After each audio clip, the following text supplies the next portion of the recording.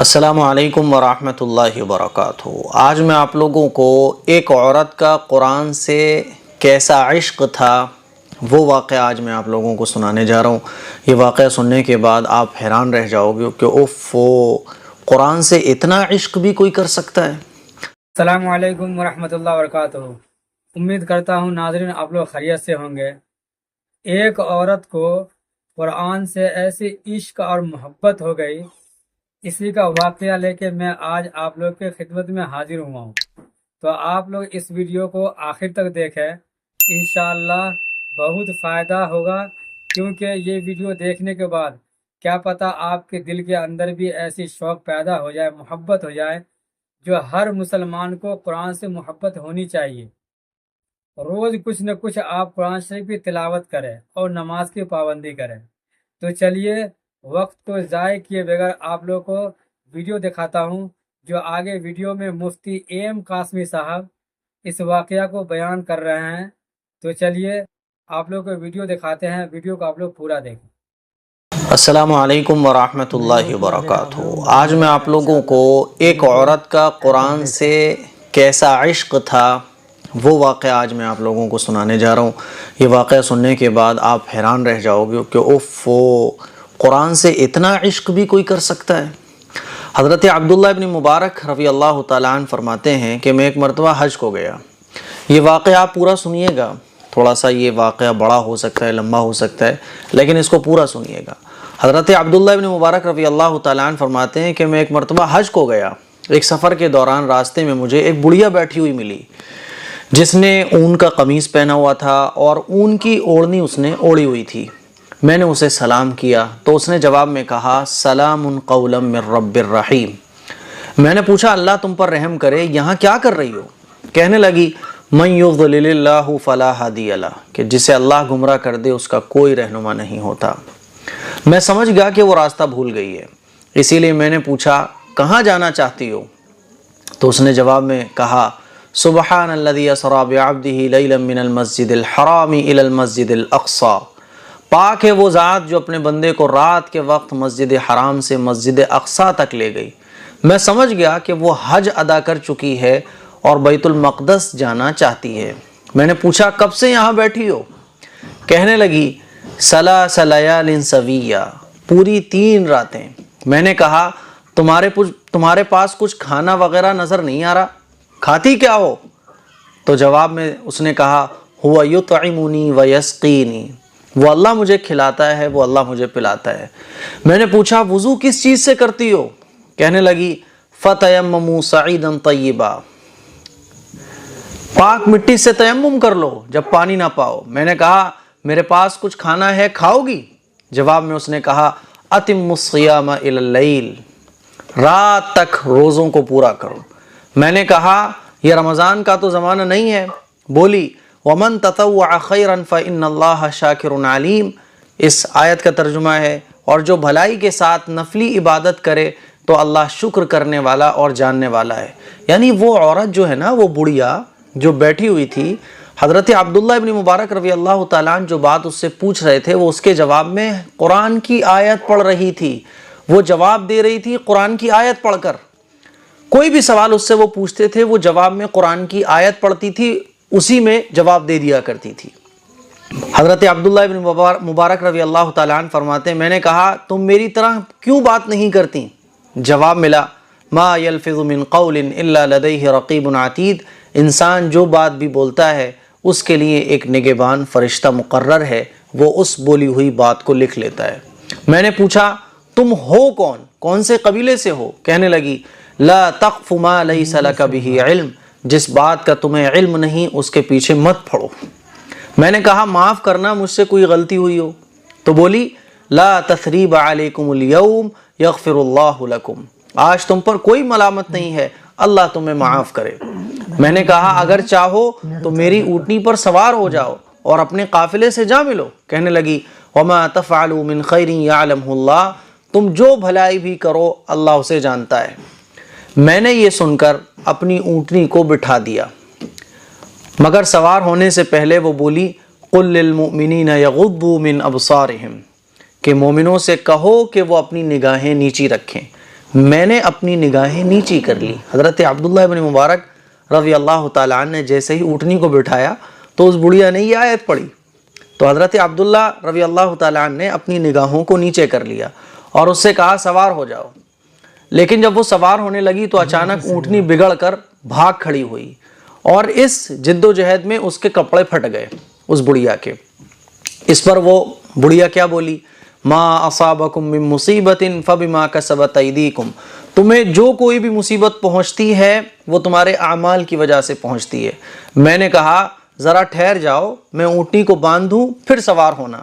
تو وہ بڑھیا نے جواب دیا ففہمناہا سلیمان، ہم نے اس مسئلے کا حل سلیمان کو سمجھا دیا ہے۔ میں نے اونٹنی کو باندھا اور اس سے کہا اب سوار ہو جاؤ۔ وہ سوار ہو گئی اور اس نے یہ آیت پڑھی سبحان الذی سخر لنا ھذا وما كنا له مقرنین وَإِنَّا إِلَىٰ رَبِّنَا لَمُنْقَلِبُونَ، پاک ہے وہ ذات جس نے اس سواری کو ہمارے لیے آرام کا کر دیا ہے، جس نے اس سواری کو ہمارے لیے مسخر کر دیا ہے، اور ہم اس کو کنٹرول میں کرنے والے نہیں تھے، اور بلا شبہ ہم سب اپنے پروردگار کی طرف لوٹ کر جانے والے ہیں۔ میں نے اونٹنی کی مہر پکڑی اور چل پڑا۔ میں بہت تیز دوڑا جا رہا تھا۔ حضرت عبداللہ ابن مبارک رضی اللہ تعالیٰ عنہ فرماتے ہیں کہ میں بہت تیز دوڑا جا رہا تھا اور ساتھ ہی زور سے چیخ کر اونٹنی کو ہکا بھی رہا تھا۔ یہ دیکھ کر وہ عورت بولی وَقْصِدْ فِي مَشْيِكَ وَغْضُضْ مِنْ صَوْتِكَ، اپنے چلنے میں اعتدال سے کام لو، یعنی نہ زیادہ تیز چلو نہ زیادہ سلو چلو، اعتدال سے کام لو اور اپنی آواز پست رکھو، چیخو مت۔ فوراً وہ قرآن کی آیت پڑھا کرتی تھی۔ حضرت عبداللہ ابن مبارک فرماتے ہیں کہ اس پر میں آہستہ چلنے لگا جب اس نے یہ آیت پڑھی، اور کچھ اشعار ترنم سے پڑھنا شروع کر دیے، کچھ شعر بھی پڑھنے لگا میں۔ اس پر اس نے کہا فَقْرَؤُوا مَا تَيَسَّرَ مِنَ الْقُرْآنِ، کہ قرآن میں سے جتنا حصہ چاہو پڑھ لو۔ میں نے کہا تمہیں اللہ تعالیٰ کی طرف سے بڑی نیکیوں سے نوازا گیا ہے۔ بولی وَمَا يَذَّكَّرُ إِلَّا أُولُو الْأَلْبَابِ، صرف عقل والے ہی نصیحت حاصل کرتے ہیں۔ کچھ دیر خاموش رہنے کے بعد میں نے اس سے پوچھا تمہارا کوئی شوہر ہے؟ تو اس نے جواب دیا لا تسألوا عن اشیاء ان تبد لکم تسؤکم، کہ ایسی چیزوں کے بارے میں مت پوچھو جو اگر تم پر ظاہر کر دی جائیں تو تمہیں بری لگے۔ ایسے اس نے فٹاک سے جواب دیا۔ حضرت عبداللہ ابن مبارک فرماتے ہیں کہ اب میں خاموش ہو گیا، اور جب تک قافلہ نہیں مل گیا میں نے اس سے کوئی بات نہیں کی۔ قافلہ سامنے آ گیا تو میں نے اس سے کہا یہ قافلہ جو سامنے آ گیا ہے اس میں تمہارا کون ہے؟ تو کہنے لگی المال والبنون زینت الحیات الدنیا، کہ مال اور بیٹے دنیاوی زندگی کی زینت ہے۔ میں سمجھ گیا کہ قافلے میں اس کے بیٹے موجود ہیں۔ میں نے پوچھا کہ قافلے میں ان کا نام کیا ہے؟ بولی وعلامات وبالنجم هم یہتدون، علامتیں ہیں اور ستارے ہی سے وہ راستہ معلوم کرتے ہیں۔ میں سمجھ گیا کہ اس کے بیٹے قافلے کے رہبر ہیں۔ چنانچہ میں اسے لے کر خیمے کے پاس پہنچا اور پوچھا خیمے آ گئے ہیں، اب بتاؤ تمہارا بیٹا ان میں سے کون ہے؟ کس خیمے میں تمہارا بیٹا ہے؟ کہنے لگی وَاتَّخَذَ اللَّهُ إِبْرَاهِيمَ خَلِيلًا وَكَلَّمَ اللَّهُ مُوسَىٰ تَكْلِيمًا يَحْيَىٰ خُذِ الْكِتَابَ بِقُوَّةٍ، 3 بیٹے کے اس نے نام بتا دیے۔ یہ سن کر میں نے آواز دی یا ابراہیم، یا موسیٰ، یا یحییٰ۔ تھوڑی سی دیر گزری تھی، تھوڑی دیر کے بعد ہی چند نوجوان جو چاند کی طرح خوبصورت تھے میرے سامنے آ کر کھڑے ہو گئے۔ جب ہم اطمینان سے بیٹھ گئے تو اس عورت نے اپنے بیٹوں سے کہا فَبَعَثُوا أَحَدَكُمْ بِوَرِقِكُمْ هَٰذِهِ إِلَى الْمَدِينَةِ فَلْيَنظُرْ أَيُّهَا أَزْكَىٰ طَعَامًا فَلْيَأْتِكُمْ بِرِزْقٍ مِّنْهُ۔ اس آیت کا ترجمہ ہے اب اپنے میں سے کسی کو یہ روپیے دے کر شہر کی طرف بھیجو، پھر وہ تحقیق کرے کہ کون سا کھانا زیادہ پاکیزہ ہے، تو اس میں سے تمہارے واسطے کچھ کھانا لے آئے۔ اس نے اپنے بیٹوں کو یہ آیت پڑھی، اس کا مطلب یہ تھا کہ کچھ لے کے آؤ۔ یہ سن کر ان میں سے ایک لڑکا گیا اور کچھ کھانا خرید لایا۔ وہ کھانا میرے سامنے رکھا گیا تو عورت نے کہا کُلُوا وَاشْرَبُوا هَنِيئًا بِمَا أَسْلَفْتُمْ فِي الْأَيَّامِ الْخَالِيَةِ، خوشگواری کے ساتھ کھاؤ، اطمینان کے ساتھ کھاؤ اور پیو، یہ سب ان اعمال کے جو تم نے پچھلے دنوں میں کیے ہیں، اب مجھ سے رہا نہ گیا۔ حضرت عبداللہ ابن مبارک فرماتے ہیں کہ اب مجھ سے رہا نہیں گیا۔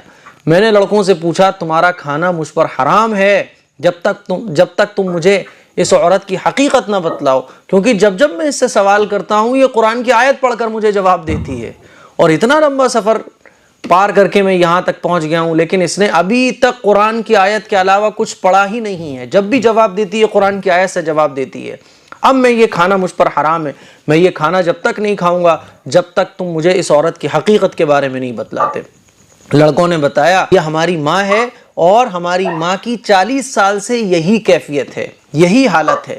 40 سال سے اس نے قرآن کی آیت کے علاوہ کوئی جملہ اپنی زبان سے نہیں بولا ہے، اور یہ پابندی اس نے اپنے اوپر اس لیے لگائی ہے کہ کہیں زبان سے کوئی ناجائز یا نامناسب یا غلط بات نہ نکل جائے جس سے اللہ ناراض ہو جائے، جو اللہ کو ناراض کرنے کا سبب بنے۔ میں نے کہا ذَلِكَ فَضْلُ اللَّهِ يُؤْتِيهِ مَن يَشَاءُ وَاللَّهُ ذُو الْفَضْلِ الْعَظِيمِ۔ بھئی یہ تو اللہ کا انعام ہے، اللہ جس کو چاہتا ہے عطا فرماتا ہے۔ تو وہ عورت 40 سال سے قرآن کی آیتوں کے ذریعے بات کرتی تھی، صرف اس وجہ سے کہ زبان سے نامناسب بات نہ نکلے، زبان سے غلط لفظ نہ نکلے، کوئی زبان سے ایسا جملہ نہ نکلے جو اللہ کی ناراضگی کا سبب بن جائے۔ اللہ اکبر! حیران رہ گئے ہوں گے نا آپ۔ میں نے بھی جب یہ واقعہ پڑھا تو میں بھی حیران رہ گیا کہ اس درجے کی متقی وہ عورت تھی۔ ہم تو چلے ہم قرآن نہیں پڑھ سکتے ہمیشہ، یہ تو مشکل عمل ہے نا، یہ تو بہت پہنچے ہوئے لوگ ہوتے ہیں جن کی زندگی صرف اور صرف اللہ کی رضا کے لیے گزرتی ہے، وہ اس مقام پر پہنچ جاتے ہیں۔ ہم اور آپ یہ نہیں کر سکتے تو کم از کم اتنا تو کر سکتے ہیں نا کہ چغلی نہ کریں، جھوٹ نہ بولے، غیبت نہ کریں، روزانہ قرآن پڑھ لیں، اتنا تو کر ہی سکتے ہیں نا۔ کمنٹ کر کے بتائیے گا یہ واقعہ آپ کو کیسا لگا۔ السلام علیکم ورحمۃ اللہ وبرکاتہ۔